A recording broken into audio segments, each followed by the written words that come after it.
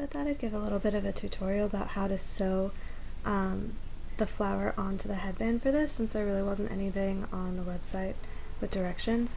I safety pinned or paper clipped actually, see it's paper clip, the outer two parts of the headband to the flower where I wanted it to go while it was actually on my head, so that I could visualize what it was I was seeing. And I'm using to sew in just the ends from the flower, so you probably want to leave extra long ends. I didn't, because I didn't think about that in advance, so I'm going to need some extra thread. But in the meantime, I'm just using that, and I think that that's helpful. So I'm straightening it out across the flower where I want it to go, and then sewing from one end to the other. Be careful so on the back side you can, take a jump, so I can skip a couple stitches down to here, as long as I keep it tight. And you just sew in using your yarn needle. But on the front side you want to be careful, you really got to go directly into the next stitch, because otherwise you're going to end up with a line across the top of the flower, and you certainly don't want that. So then you just sew back through like that.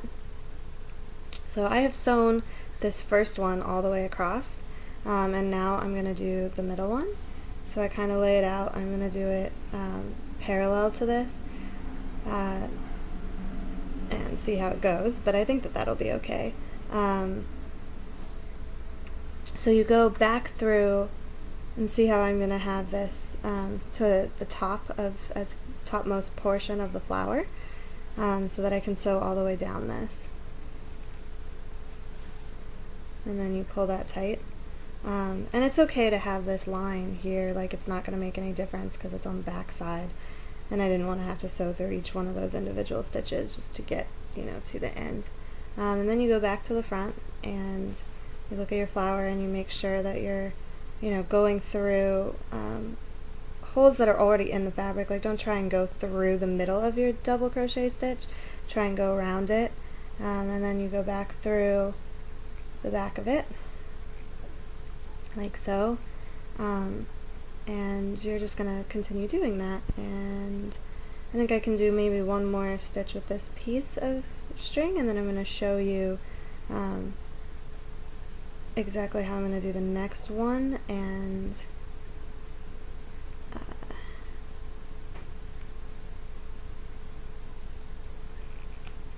since my thread's almost up, I'm actually going to not take the needle out. I'm going to go, if we're looking at the front, I'm pulling my needles out through the front, but I'm just going to pull it just a little bit back through, and then back through the headband piece directly, without pulling my needle through, so that way when I do finish this string, it's on the back side, so that I can just, cut this right there. Then you pull it so that it's loose. You don't want to be pulling into any weird, if you were to pull this too tight, you're going to end up with scrunches in your flower. You want to make sure that your string is, as loose as it's going to be, so that you don't pull any weird things into the actual flower itself.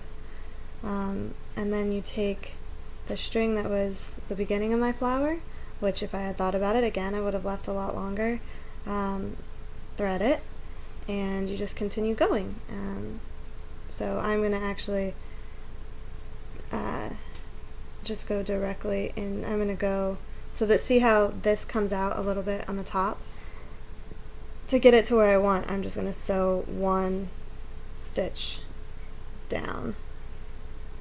So now that my needle is actually coming out in the center of this flower, which is where I'm going to mark, align my headband piece. So I pull it back up and I go through the headband piece and pull it into place, and that's that. And then I can just go continue sewing across.